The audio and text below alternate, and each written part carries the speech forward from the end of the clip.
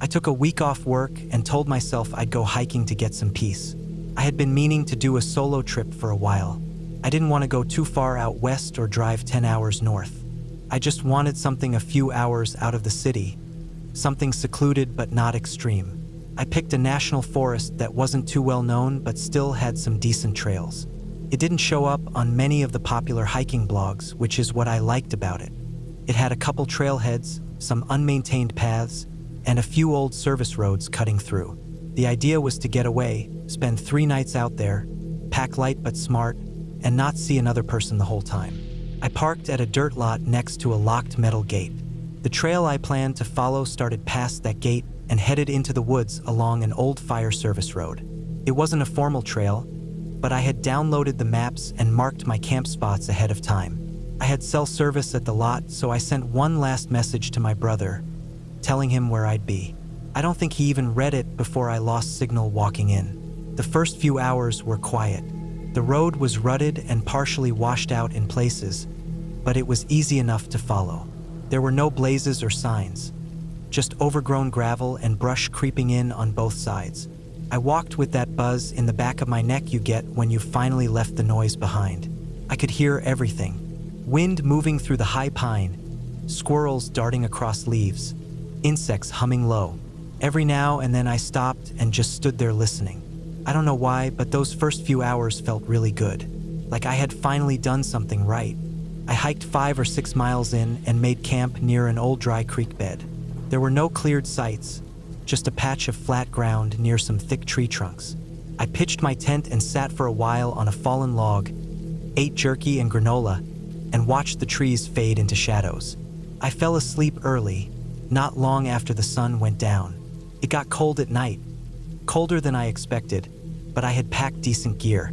Sometime early the next morning, before the sun was fully up, I heard something that I thought was a person coughing.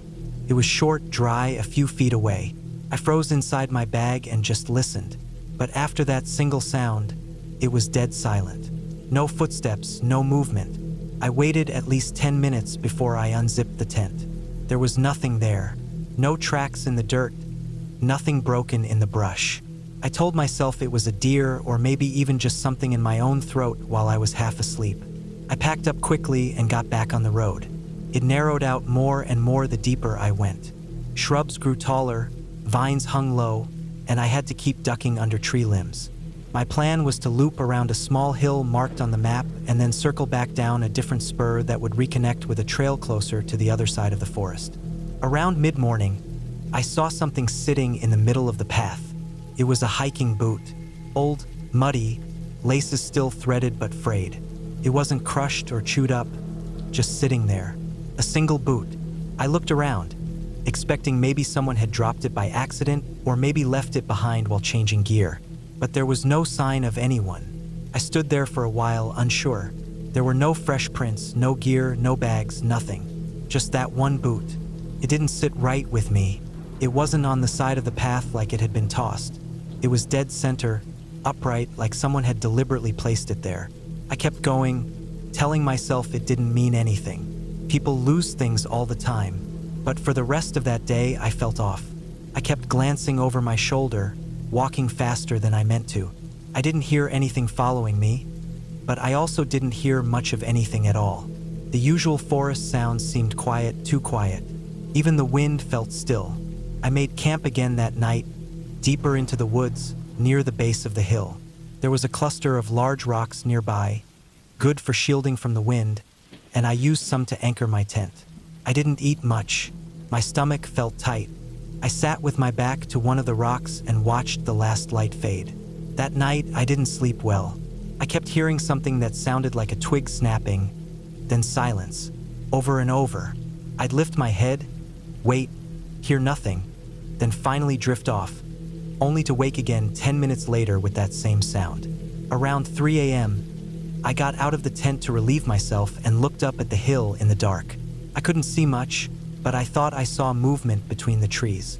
It was just a shape, a flicker of black against darker black. It didn't make any sound. I stood there a long time before going back inside. I didn't sleep again that night. The next day, I decided to cut the trip short. I was supposed to go further and loop back, but I didn't want to. I didn't like how things felt.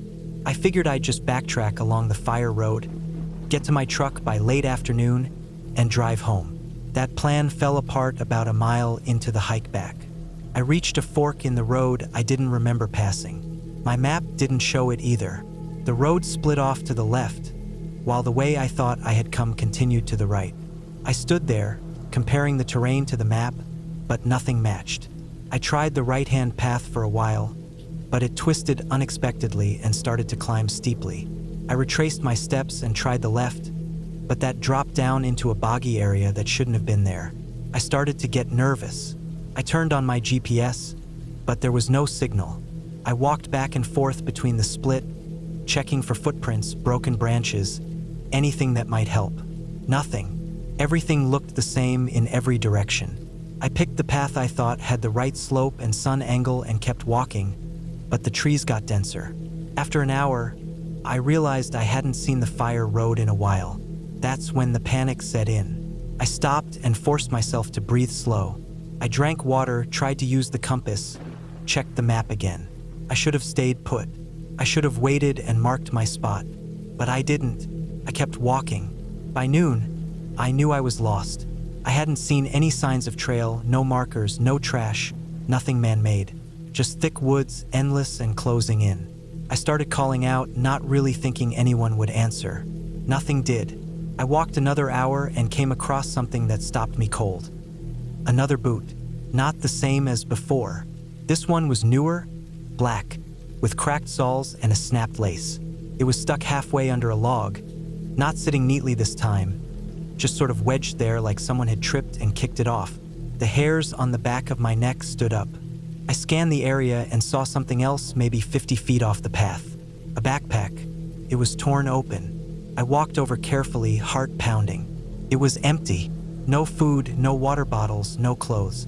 Just the frame and one busted strap. I turned around and left immediately. I didn't know where I was heading, but I knew I had to keep moving. It was either that or sit and wait for a rescue that might not come. I started rationing my food and water. I hadn't planned for more than 3 nights. I had 1 water bottle left and maybe 2 full meals worth of snacks. I kept hiking, using the sun and my compass as best I could. But the trees were so thick it was hard to keep a straight line. Late that afternoon, I found something else. A campsite, but it was old, weeks or maybe even months old. A tarp was shredded on the ground, stakes ripped up, and the remains of a fire pit full of wet ash. There was a rusted pot beside it, covered in dirt. I circled it once, didn't touch anything, then moved on. I wanted nothing to do with it. Whoever had been there hadn't left it clean, and they hadn't come back. That night, I didn't make camp. I kept walking with my headlamp on until the batteries got low. I finally laid out my sleeping bag beneath a tree and kept my knife in my hand the whole night. I didn't sleep much. The forest creaked and groaned around me. Once, in the middle of the night, I heard running footsteps, fast, crashing, maybe 30 yards away. But it didn't stop. It just passed by. The next day was a blur of hiking, slipping on wet leaves, getting snagged by thorns, my legs scratched to hell. I tripped once on a root and landed hard, twisting my ankle. Not a break, but enough to slow me down. That afternoon, I saw a clearing up ahead. It looked man-made. I limped toward it fast, heart racing. It turned out to be another old service road, completely overgrown but still linear. I followed it, and eventually it widened. I saw tire tracks, old but real. I followed them for hours, limping, sweating, dizzy from dehydration. And then, just before dusk, I heard something, plain, faint, way up high but real. I kept going, and maybe another hour later, I stumbled out into a gravel lot. My truck was there, the same lot I had parked in. I didn't even realize I had looped all the way back. I collapsed against the side of my truck and sat there for 20 minutes before I could move. I drove straight home. I didn't stop. I didn't tell anyone. I didn't go to a ranger station. I just left. I deleted the maps off my phone. I didn't even unpack the bag. I shoved it in the closet and left it there. That was 8 months ago. I haven't been back in the woods since. Sometimes I dream about that second boot. the torn pack, the footstep. I used to spend a lot of my summer breaks hiking and bouldering with a small group of close friends. There were 4 of us who stayed consistent over the years: me, Danny, Chris, and Lena, and we all had this quiet, shared love for rough, remote terrain. Most of us were in our early 20s at the time, and we lived within an hour or 2 of each other, so planning weekend trips wasn't hard. We got into a rhythm with it. Gear loaded up by Friday afternoon, long drive out, hike or boulder all day Saturday, camp overnight, hike more on Sunday, and head back just before dusk. One of our favorite spots was an area about an hour and a half away from where I lived at the time. It was a huge patch of forestland bordered by a dry riverbed on one side and some low ridgelines on the other. There were dozens of scattered boulders, some overgrown and slick, others dry and well-worn with chalk smudges from other climbers who knew the place. Not many people went that deep into the woods. There were no real trails beyond the first couple miles and barely any signage once you passed the tree line. You had to want to be there. The 3rd or 4th time we camped out there, something happened that, at the time, we brushed off. But looking back, it was the first thing that should have told us something wasn't right in those woods. That night had been like most others. We spent most of the day climbing, taking turns on the bigger boulders and spotting for each other. We stayed until dusk and made our way back to camp, where we cooked some basic food on the portable stove and sat around, still chalky, bruised, and sore. By the time we zipped up in our tents, it was probably past midnight. The next morning, Lena realized that a bunch of her gear was missing. Her rucksack, her climbing shoes, her chalk bag, a pair of leggings she'd hung up to dry on a line, all gone. We tried to retrace her steps, asked her over and over if she'd left it near the boulders. She swore she'd taken it back with her. Danny thought she might have left it by the fire ring, but there was nothing there either. We walked out to the boulders again, thinking maybe we'd find something scattered, maybe an animal dragged it off, but there was nothing. No shredded bag, no shoes, no mess. It bugged us. Not enough to cancel the trip or anything, but it stuck in our heads for a while. Still, we moved on from it. We told ourselves maybe someone else had passed through and taken it. Or maybe Lena had left it just a bit too far from camp and some raccoons or coyotes dragged it off. We went back to that spot later that summer and even the next year. It wasn't until that final trip that everything changed. We'd gone back again almost exactly a year later. The routine was the same: gear packed, fire pit rebuilt with some old stones, tents staked out in the same place. The boulders still had old chalk stains on them, and the place hadn't changed at all. That consistency made it feel safe, somehow. Like the woods were still ours, or at least familiar enough not to worry about. The sun had gone down, and after another long day on the rocks, we sat around the fire and talked for a while, drinking a couple beers we'd packed in. It was cool out, late summer, but not cold enough to need anything more than a hoodie. After a while, I got up to take a leak. I went maybe 40, 50 feet from the camp, just far enough to be out of sight of the others, but still within earshot. There was a slight incline just behind where we set our tents, and I walked toward the tree lean at the top of that small rise. I didn't have a flashlight since the fire was bright enough, and my eyes had adjusted to the dark anyway. That's when I saw him. At first, it didn't register, just this shape lying low to the ground. But it was too defined, too deliberate in how it was positioned. It wasn't a log or a stump. It was a person, a guy, lying completely flat on his stomach, elbows bent slightly, feet extended behind him. He was wearing a full-on ghillie suit. The material blended into the forest floor almost perfectly. If I hadn't been staring directly at that spot when I walked up, I might not have seen him at all. The suit looked like one of those military-style ones, the kind made to look like grass and brush. Covered everything: head, torso, arms. Even the face area had netting. He was looking right at our camp. He wasn't moving, not even a little, just lying there, perfectly still, staring at our tents and fire. I didn't make a sound. I froze, heart thudding so loud I could feel it in my neck. I didn't know what to do. I just stood there for what felt like forever, trying to make sense of it. Then, like he suddenly felt me watching him, he turned his head just a bit, but enough. He knew I saw him, and then he was gone. 1 second he was there, the next he was up and running. No sound, No crashing through branches or tripping over roots. Just gone, vanishing into the trees like he was part of them. I didn't even move until I couldn't hear anything at all.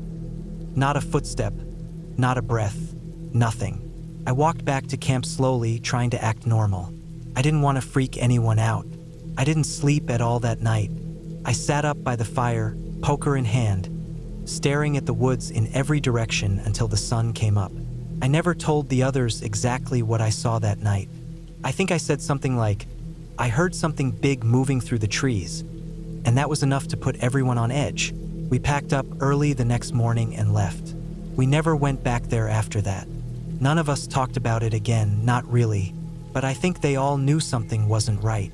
Lena losing her gear the year before, that didn't feel random anymore. Her shoes, her bag, her climbing clothes, they were taken. We just hadn't wanted to believe it. We were deep in the woods, at least an hour's hike from the road and far from any trail. Someone had to know we'd be there. They had to have watched us, maybe even camped nearby without us noticing. And now I think about that ghillie suit, how well it blended into the brush. How long had he been watching us that night? Had he been there earlier trips too? Lying out near the boulders? Near the tents? It scares me more now than it did back then, because back then I still had this belief that the woods were empty. Wild, sure, but empty of people. I don't think that anymore. Someone was out there. Maybe still is. I haven't gone hiking or bouldering deep into those kinds of woods since. I stick to well-used trails now, places with signs and maps and people. I miss those wild, open places. The silence, the air, the thrill of climbing something that hadn't been touched in months. But I can't shake that image of the guy lying there, so still, staring at our fire. Whatever he was doing, whoever he was, it wasn't normal.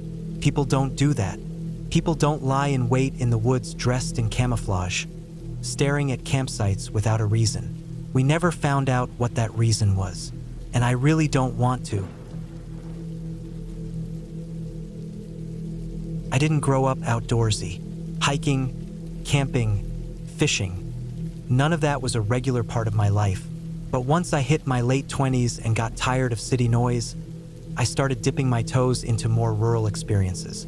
It started small, walking nature trails in local parks, going to those scenic overlooks you find off the side of highways. Eventually, I built up to day hikes, then longer ones, and finally to overnight treks. By the time this happened, I had been hiking solo for a little over 2 years. I was careful about it. I carried a GPS and a paper map. I left my routes and rough schedule with a friend, and I always kept extra water, food, and supplies in case I ran into trouble. I wasn't reckless, but I liked solitude. I liked that feeling of stepping away from everything for a day or two. This was late fall, October. Weather was cooling down, but not cold enough for snow. I had found a moderately trafficked route out near a national forest, about a 4-hour drive from where I lived. The trail was listed as lightly used on most of the hiking forums, with good tree cover, a stream, and a couple of natural clearings people used for dispersed camping. I planned to hike in, spend the night, and hike out the next day. The first half of the day went by normally. The trail was quiet. No other hikers, no noise except birds and the occasional breeze. I had about 10 miles to go to reach the spot I picked on the map. The first couple of hours were easy, just tree-lined paths, a few hills, nothing tough. I remember the leaves were thick on the ground, enough to make every step soft and muffled. I only passed one person maybe 2 miles in, a guy probably in his 40s, coming the other way with a massive pack. We nodded at each other, and that was it. I didn't see anyone else after that. I made it to the spot I'd picked to camp just before sunset. It was a wide clearing with a few large rocks and a fallen log I could sit on. The trees opened up just enough for some moonlight to filter in, but not too exposed. It was maybe a 1/4 mile off the main trail, up a narrow side path that wasn't marked but was easy to see if you were paying attention. I unpacked, set up my tent, and started heating a meal on my little camp stove. While it cooked, I wandered a bit, just 30 or 40 feet from camp, gathering some dry sticks and branches for a small fire. I wasn't planning on staying up too late, but a little fire helped me feel grounded, gave the place a center. I remember everything felt normal. There were no weird sounds, no heavy silences, No sense that something was wrong. I ate, sat for a while, and eventually put the fire out and went to bed. The tent was small, just big enough for me to stretch out with my pack beside me. I don't sleep great in the woods. Never have. It's not fear exactly, just a hyper-awareness of every sound. I drifted in and out, half awake for most of the night. Around 3 a.m., I got up to relieve myself. I grabbed my flashlight and stepped out of the tent. That's when I first saw it. At the edge of the clearing, maybe 15 or 20 feet from where I was standing, I thought I saw someone lying on the ground, just lying there. The light from the moon was faint, but enough to make out shapes. At first, I thought it was a deer or a fallen tree branch or something, but it was too defined, too symmetrical. It looked like a person lying flat, on their stomach. I froze. The flashlight was still off because I didn't want to blind myself. I just stood there, staring at this shape. It didn't move. I thought I might be seeing things, or my eyes were playing tricks on me. So I turned the flashlight on and aimed it toward the edge of the trees. The beam caught leaves and sticks but didn't light up the shape clearly. I squinted and took a step forward. Still no movement. I crouched and grabbed a rock, thinking maybe I'd toss it over there to see if whatever it was would move. But then I hesitated. It didn't feel right. I backed up slowly and got back into the tent. I zipped it up, locked my pack, and just lay there, eyes open. I kept the flashlight in my hand. I listened. Nothing. No steps, no sounds, no branches cracking. Just the normal rustle of wind in the leaves. Eventually, I drifted off. Didn't sleep deep, but enough. By morning, the spot where I thought I saw something was empty. I walked over to it and looked around. No indentation in the leaves. No footprints. But the weird part was that the ground looked disturbed. The leaves were cleared in a rectangle, almost like something had been lying there and then carefully covered the spot back up. I took a photo of it just for my own sanity. I felt uneasy, but not enough to leave. I packed up slowly, cooked a quick breakfast, and decided to loop around the trail I had mapped out. It was supposed to be another 8 or 9 miles with a return on a wider horse trail that linked back to where I parked. The hike started normal, but I couldn't shake the feeling that I was being watched. That's not rare in the woods. Your brain plays tricks. Trees creak, birds fly suddenly, and it sets you on edge. But this was different. I felt pressure, like when you know someone's looking at you in a crowded room and you turn and catch them. That kind of weight. I picked up my pace. I kept looking behind me. Once or twice I stopped and stared at the trees, thinking maybe I'd see movement. Nothing. About halfway through the loop, I stopped for a break near a fallen tree. I sat, drank some water, and just tried to calm myself down. That's when I saw it again. Lying prone in the brush about 40 feet away was a person. At first, I only caught the shape because the sunlight shifted. I wouldn't have seen him otherwise. He was flat on the ground, facing my direction, not moving, completely still. My heart slammed into my ribs. I couldn't move. He was wearing something that blended into the forest floor perfectly. Greenish-brown, textured, looked like leaves and twigs and netting. I had no name for it at the time, just this overwhelming fear that this person had been lying there for who knows how long, watching me, waiting. He didn't move even after I noticed him. I didn't run. I stood up slowly, shouldered my pack, and started walking. Not fast, just steady, controlled, like I was trying not to draw attention. Every step I took away from that spot felt like it took 100 years. I didn't look back until I hit a bend in the trail where the trees were thicker. When I finally turned around, he was gone. No sound, no motion, just gone. I didn't stop again. I made it back to the car by late afternoon, earlier than planned. When I reached the lot, mine was the only car there. I drove the entire way home in silence. No music, no radio, just trying to understand what I saw. That night, I searched online. I typed in things like forest camouflage lying down, military suit in woods, netting with leaves, and eventually landed on something called a ghillie suit. That's when it clicked. What I saw twice was someone wearing a ghillie suit, lying flat, watching me. I don't know if it was the same person. I don't know if he followed me or if it was random or planned, but someone was out there in full camouflage, close enough to see me. Close enough to lie still for hours, probably.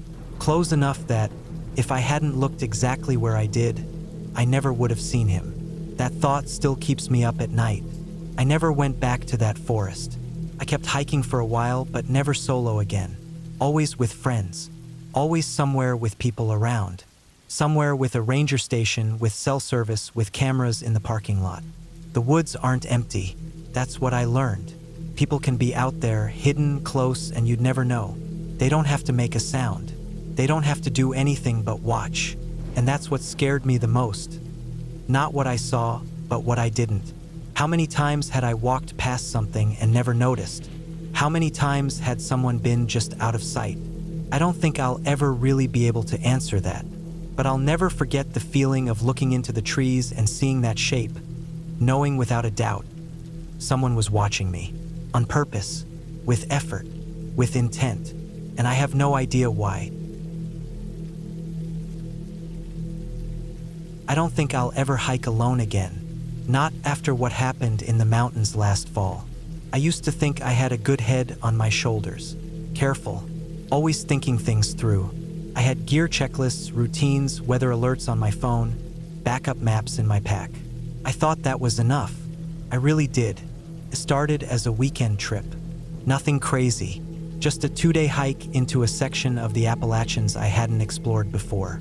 I had parked at a small pull-off on an unmarked road about 40 miles from the closest gas station, and I was aiming for an old logging trail that, according to a few outdated maps and a forum post I found online, led deep into a ridge with dense forest and some beautiful clearings. It was supposed to be quiet, off-trail, but not impossible to follow if you knew what to look for. Felt like the perfect kind of hike. Something different, isolated. I had enough food for 3 days just in case, a water filter, thermal layers, extra socks, a knife, a satellite beacon, and a laminated map with compass. My boots were broken in. I left my car just after 6 a.m., locked it up, marked the GPS point in my phone, and started the climb. The first 5 hours were uneventful. Crisp fall air, leaves turning, that smell of wet dirt and pine that fills your lungs and makes you feel alive. I followed the main trail for a while and then broke off toward the unmarked logging road. It was faint, overgrown in places, but I could make out the shallow dips in the earth where tires had once dug in decades ago. Felt forgotten, like no one had walked it in years. I liked that. I liked how quiet it was. No people, no trash, just nature reclaiming space. By late afternoon, I had made it about 10 miles in. I set up camp in a small clearing that sloped gently down toward a gully. The earth was soft but not wet. I cooked a freeze-dried meal, filtered some water from a stream I found nearby, and rolled into my sleeping bag just as the light disappeared. It was cold, but not unbearable. I slept well that night, woke up before the sun, broke down camp, and continued on. I had a general loop in mind, cutting through the ridge and reconnecting with the logging road on the other side after a wide arc through the backcountry. According to my map, there were 2 old service trails that might still be passable. If not, I'd just double back. The second day is when things started to go sideways. Around noon, I noticed that my map wasn't matching the terrain. I thought maybe I'd misread a contour or missed a marker tree, but the slope wasn't right, and the stream I expected to cross never showed up. I tried checking my GPS location, but I had lost signal. No surprise that deep in the forest, and the thick cloud cover wasn't helping. Still, I wasn't panicking. I've hiked off-trail before. I figured I could use the compass and dead reckon back toward the ridge. But something about the forest here felt different. Not in a mystical way, just off. The underbrush was heavier than it had been earlier. The trees were closer together. Fallen logs blocked what little path I had, and the ground was soft and uneven. I pushed through for hours, climbing over logs, sliding down muddy banks, checking my compass every few minutes. By early evening, I knew I was off course. I had planned to make camp by 5, but I was still bushwhacking through tangled mess. I wasn't far from where I thought the service trail should have been, so I pressed on longer than I should have. By the time I admitted I needed to stop and set up camp, the sun had dropped behind the trees, and I was in a narrow valley I didn't recognize. There was no clear space to pitch the tent.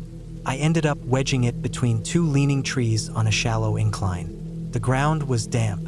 I could hear water trickling somewhere below, but I didn't want to try finding it in the dark. I skipped dinner, drank a few mouthfuls from my bottle, and crawled into my bag. That night, I didn't sleep. Not really. I dozed in and out, always half awake. There were sounds outside, branches snapping, something rustling through the leaves. Not animals, at least not the usual kind. It didn't sound like deer.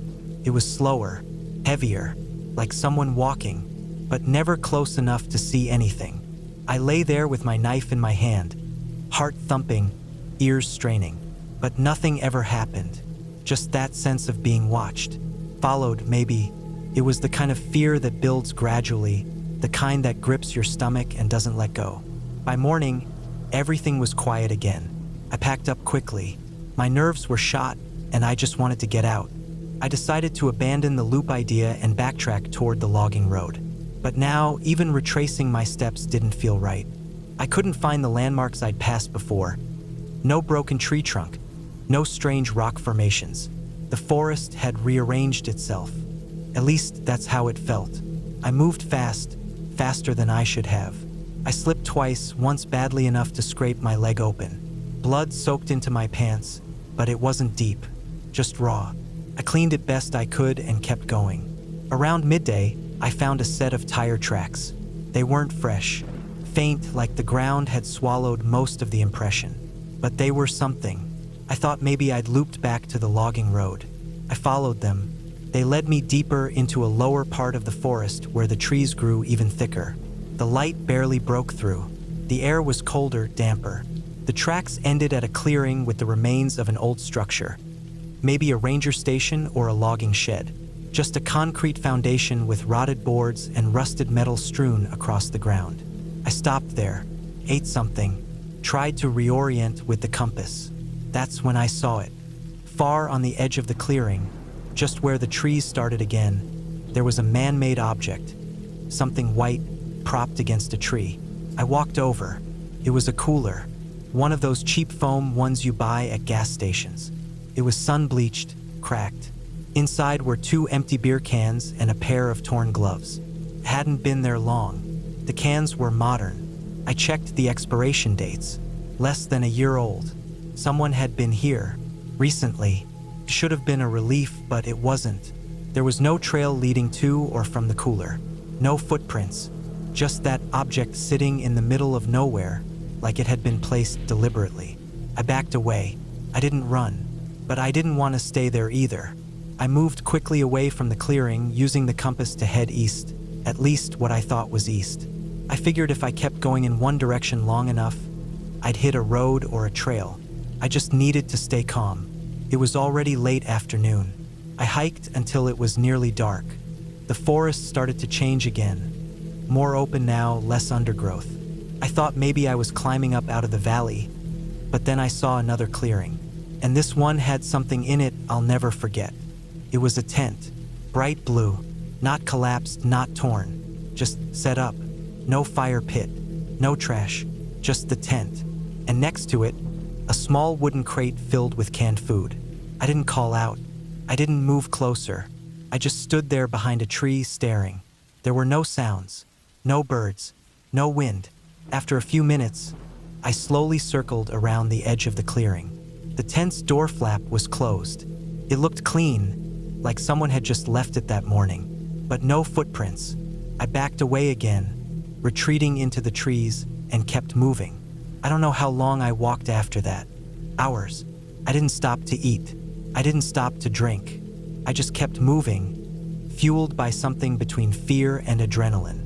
At some point, I started hearing things again. That crunching in the leaves. The soft thud of something following. Always behind. Always just far enough that I couldn't see. I didn't sleep that night. I just sat against a tree, knife in my lap, eyes scanning the dark. Every time I closed my eyes, I'd hear movement. At one point, I swear I heard breathing, slow, deep, deliberate. But when I looked, there was nothing. In the morning, I felt like I'd aged 10 years. I kept walking. My legs hurt. My back ached. My hands were scratched and numb. My water was almost gone. I hadn't eaten since the clearing. Then, by some miracle, I saw a shape ahead. It was a road. A real road. Gravel, tire marks, and power lines running above it. I staggered out of the trees, down a slope, and dropped to my knees on the shoulder. Could have cried. I might have. I don't remember. I checked my phone again. No service. But I followed the road. 3 hours later, a pickup truck came around the bend. I flagged it down. The guy didn't ask many questions. He drove me 15 miles to a ranger station, and from there I got help. They asked where I'd been. I gave them the rough location. They said there used to be an illegal hunting camp in that area, shut down a few years back. Rumors of squatters still passing through, but nothing official. I didn't tell them about the tent, or the cooler, or the sounds. I didn't want to write a report. I didn't want to follow up. I just wanted to go home, and I did. I haven't hiked since. Haven't even left town except for work. I think about it every night before I fall asleep. I've always loved hiking alone. Some people don't get it. They say it's risky or boring or just too quiet, but that's exactly what I like about it. No one talking, no buzzing phones, no pressure to move fast or slow down for someone else. Just me, my pack, and the trail. It gives me space to think. It's peaceful. I usually stick to state parks or trails I've done at least once before, but last spring I decided to try something new. I had a few days off work, and I wanted to use them well. I'd been reading about a place called Pine Loop Trail up in the hills of southern Oregon. It wasn't super remote, but it wasn't very popular either. Just a big loop through forest and foothills, about 25 miles total. I figured I could stretch it into a 2-day hike, camp overnight at the midpoint, take my time. I didn't tell many people, just left a note with my brother, like I usually do. Told him which trailhead I'd be at, when I'd start, when I expected to be done. I brought enough food and water for 3 days just in case, plus a filter for streams. Weather looked clear. Everything seemed set. I drove up early on a Thursday morning, parked at the Pine Loop trailhead around 7 a.m., checked the map posted by the information sign, strapped on my pack, and started walking. The air was cool but warming up quick. Trail was in good shape. Some mud in shady spots, a few down branches, but nothing serious. The forest out there is mostly pine and fir, with patches of underbrush and the occasional open area where you can see the sky. Smelled like sap and dirt, fresh and sharp. I moved slow on purpose, took time to breathe, to listen. I like how quiet the woods are when you're deep in them. The only sounds were my boots on the dirt, birds moving through branches, wind rattling leaves. I saw some deer tracks in a dry patch of mud and even caught a glimpse of one standing still between trees, watching me. We both froze for a few seconds, then it darted off. Things like that stick with you. Around midday, I stopped at a little ridge where the trees thinned out. Sat down on a flat rock, pulled out some jerky and a granola bar, and just stared out over the hills. That's when I realized I hadn't seen another person all morning. I thought I might have seen one car back at the trailhead, but no one had caught up to me or come from the other direction. Not weird for a Thursday, but still, it stuck in my mind. I pushed on after lunch. The trail curved down into a denser part of the forest where the trees got tall and close. It was darker there, cooler. The sun barely made it through the branches. I remember hearing more birds down in that part. Woodpeckers, something that sounded like a dove, and some other call I couldn't place. Sharp and short, like a squeal almost. I couldn't tell if it was a bird or something else. Came from off to the left, not far, but I didn't see anything when I looked. I kept going, a little more alert now. That part of the trail wasn't marked well. A couple of the wooden signs were cracked or missing. I had a printed map and my GPS watch, so I wasn't too worried, but it did make me pay more attention. I stopped more often, made sure I wasn't drifting off the path. There were game trails crisscrossing the woods in a few spots. Narrow little lines of crushed grass and broken sticks that could trick you if you weren't careful. I followed the widest track and double-checked every time I passed a split. By the time I reached the spot I'd planned to camp, it was getting close to 5. I found a small clearing with just enough flat space to pitch my tent, surrounded by thick trees on 3 sides. There was a little slope on the fourth side that dropped down toward a dry stream bed. I set up camp, ate a cold dinner, and sat on a log as the sun started to drop. The sky turned gold, then pink. The wind died down. It was still and quiet again. Too quiet, maybe. I slept okay at first. Woke up once to pee, around midnight, and stood outside the tent for a minute just listening. It was colder now and dead silent. Not even insects. I couldn't shake the feeling that something was off. Felt like being watched. I know that sounds dramatic, but that's how it felt. Like something was holding its breath just out of view. I shook it off, crawled back into the tent, and zipped up tight. Slept fitfully after that. Dreamt I was walking in circles, stuck on the same patch of trail no matter which way I turned. Woke up sweating, even though the air was cold. Next morning I packed up quick. I wanted to get back to the car before late afternoon.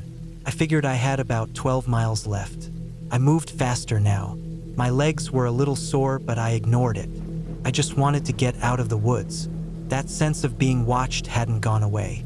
A couple miles into the hike, I noticed something weird. The trail didn't look right. I was following the map, and I should have hit a fork that led toward a creek crossing, but I hadn't seen it.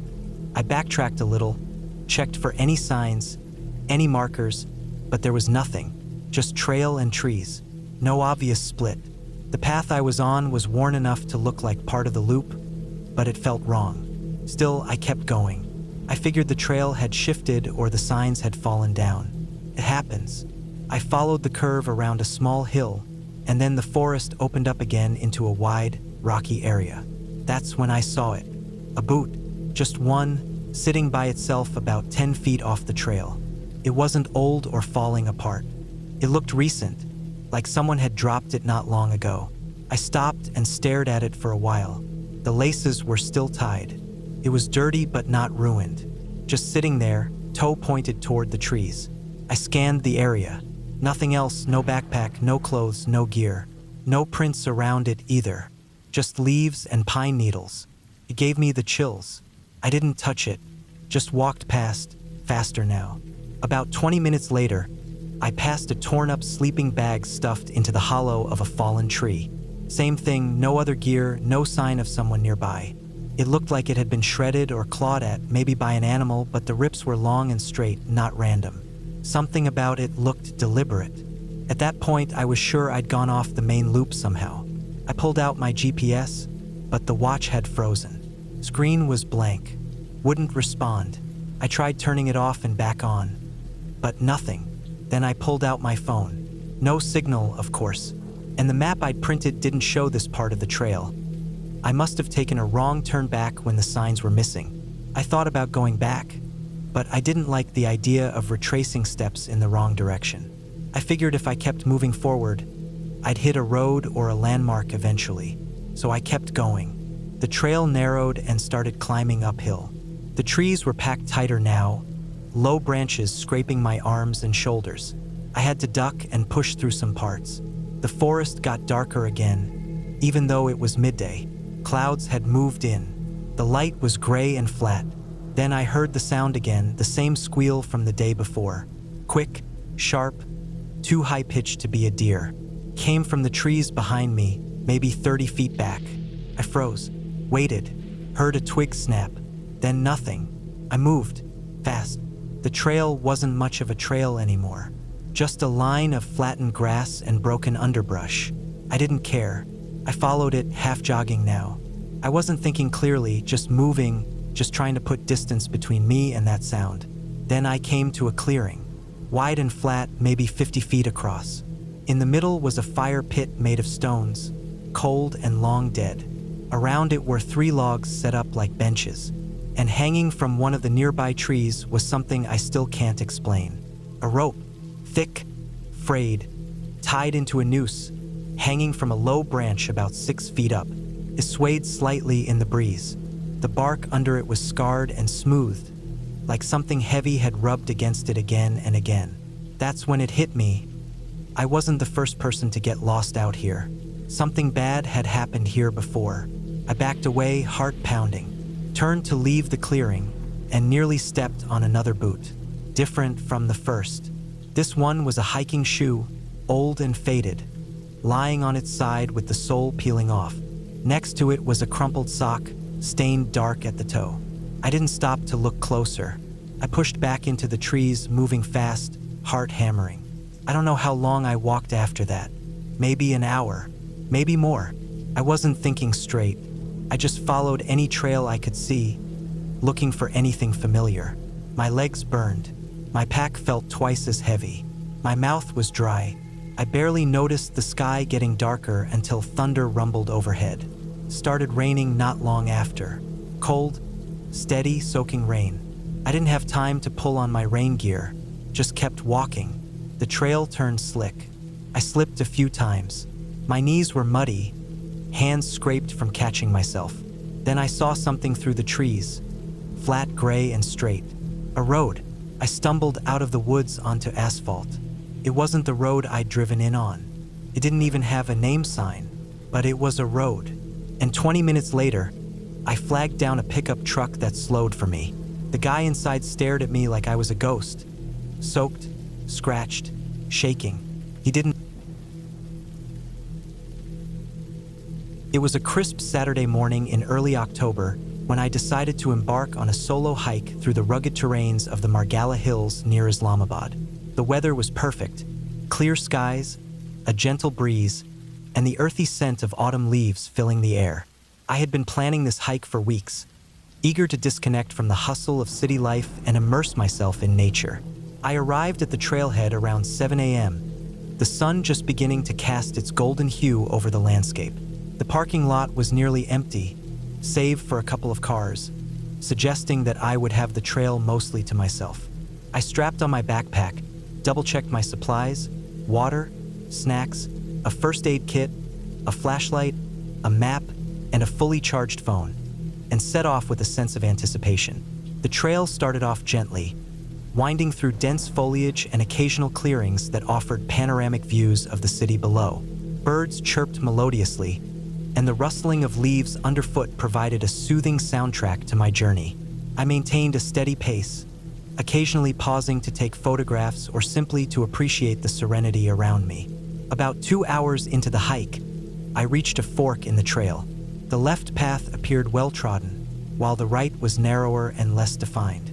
Recalling a blog post I had read about a hidden waterfall accessible via the less-traveled path, I decided to take the right fork, eager to explore something off the beaten track. As I ventured deeper, the trail became increasingly challenging. The terrain grew steeper and the underbrush denser.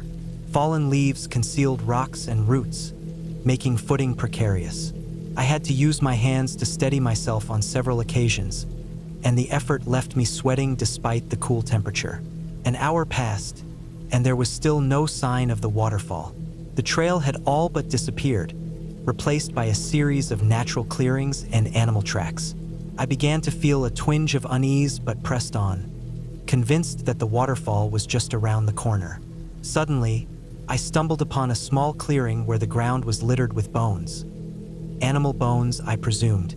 They were bleached white and scattered haphazardly, some partially buried under leaves. A sense of foreboding washed over me, and I decided it was time to turn back. Retracing my steps proved more difficult than anticipated. The indistinct trail and uniformity of the forest made it challenging to identify landmarks. I realized with growing anxiety that I was lost. I pulled out my phone to check the GPS, only to find that I had no signal. I tried to recall the direction I had come from, but the dense forest looked the same in every direction. Panic began to set in, but I forced myself to stay calm. I decided to climb a nearby incline, hoping to gain a better vantage point. The ascent was arduous, and the loose soil made it treacherous. Upon reaching the top, I scanned the horizon but saw nothing but an endless sea of trees. As the sun began its descent, the temperature dropped rapidly. I knew I had to find shelter before nightfall. I located a shallow cave-like formation beneath an overhanging rock and decided to make camp there. I gathered dry leaves and twigs to create a makeshift bed and used my flashlight sparingly to conserve battery. The night was long and filled with unsettling sounds: twigs snapping, leaves rustling, and distant animal calls.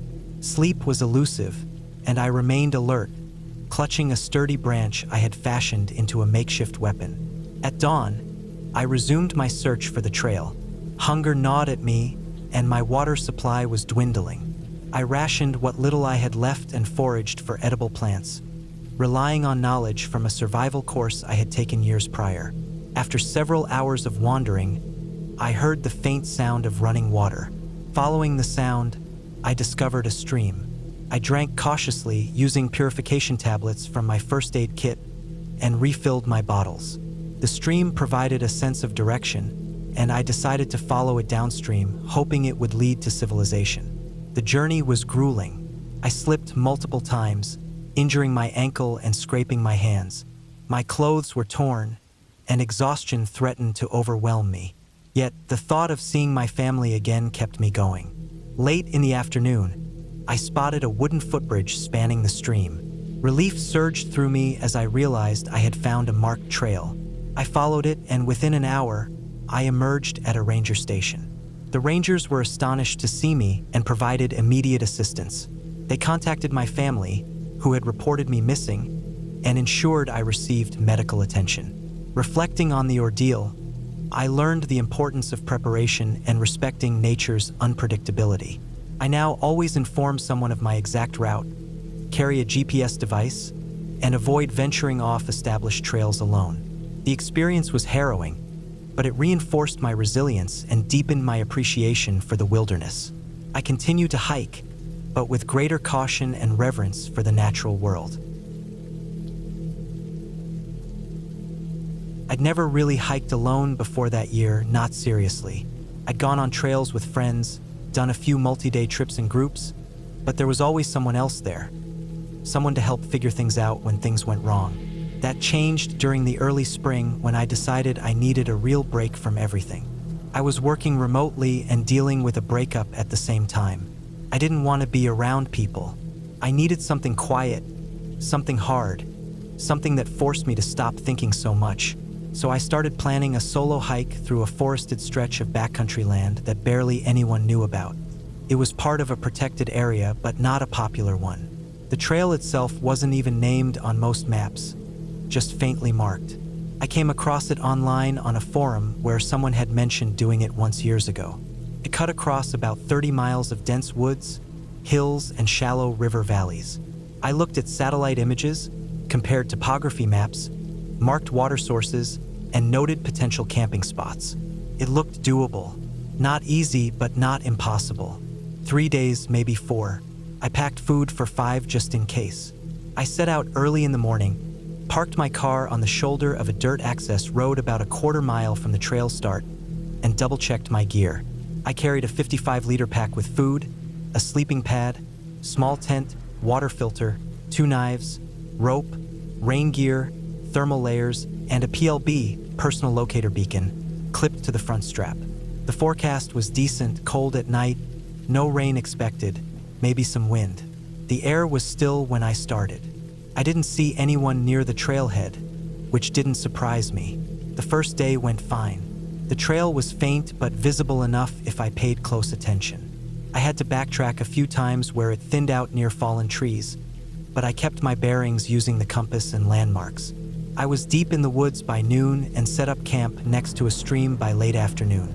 I built a small fire, filtered water, and ate cold-soaked oatmeal and jerky. The night was quiet except for wind and occasional creaks from trees.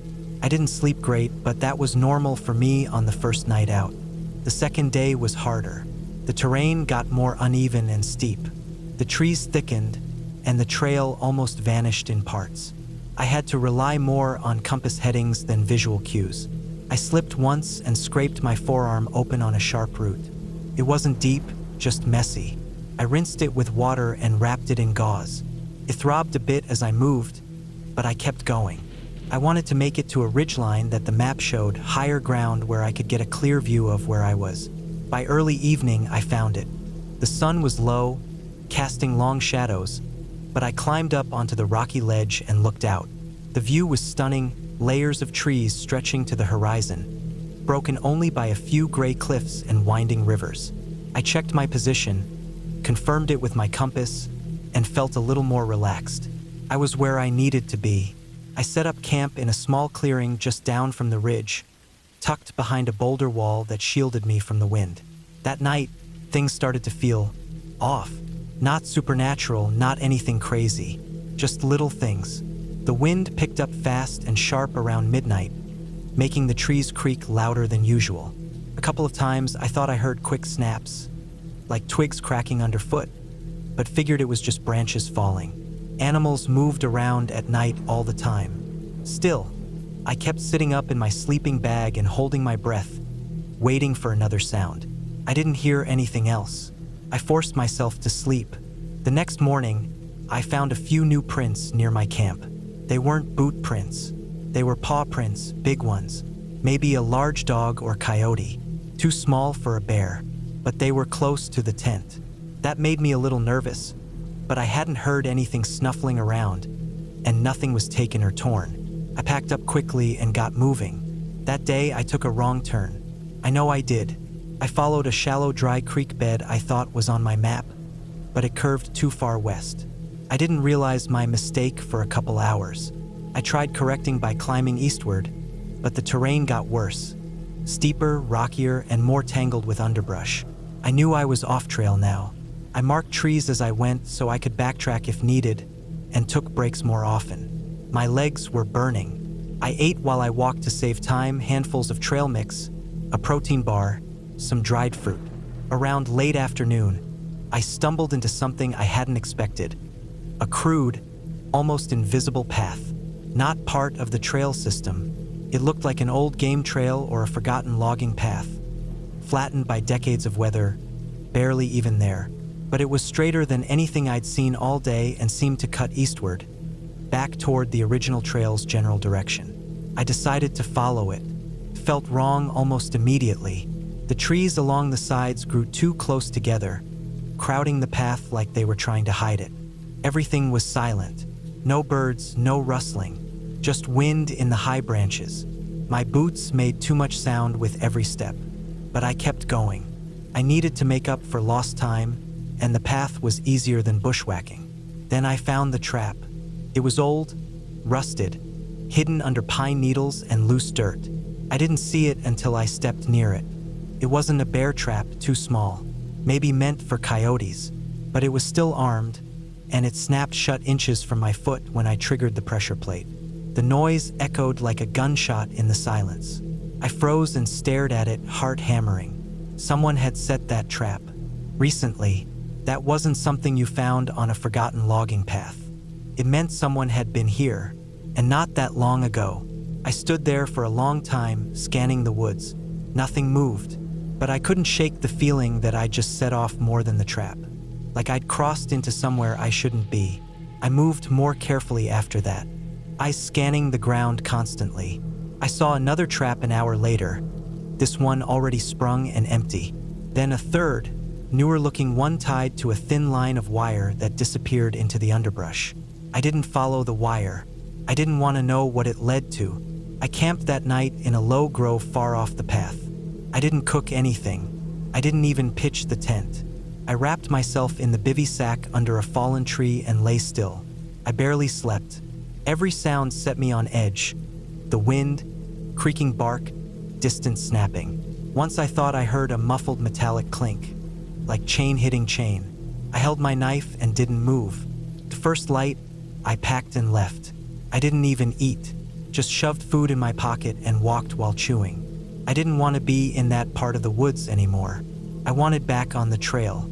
I tried following my compass northeast, toward where the trail should have been. But the woods fought me.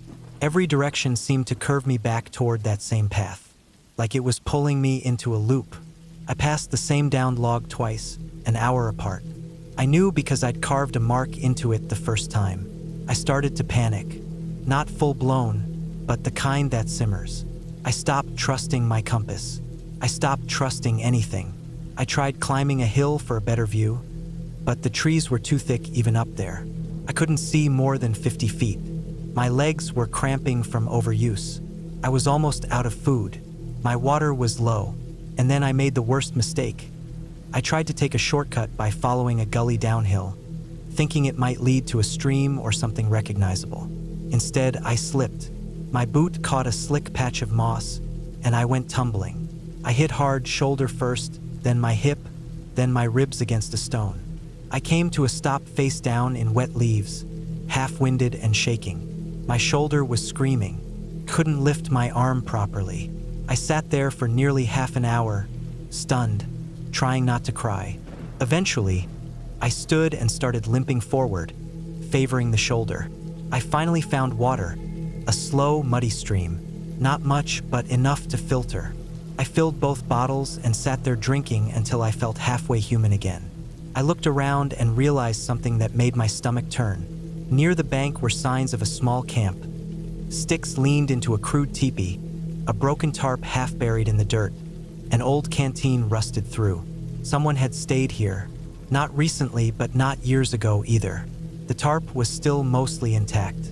The sticks hadn't rotted, but there were no signs of fire, no pack, no clothing, nothing personal. Just the bare bones of a temporary camp someone either left in a hurry or never came back for. I didn't linger.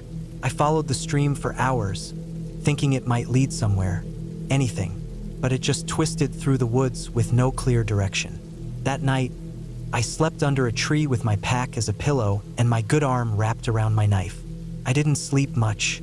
The next morning, I triggered my PLB. I didn't want to, felt like failure, but I didn't know where I was. I was injured, and I was low on food. I pressed the button and waited.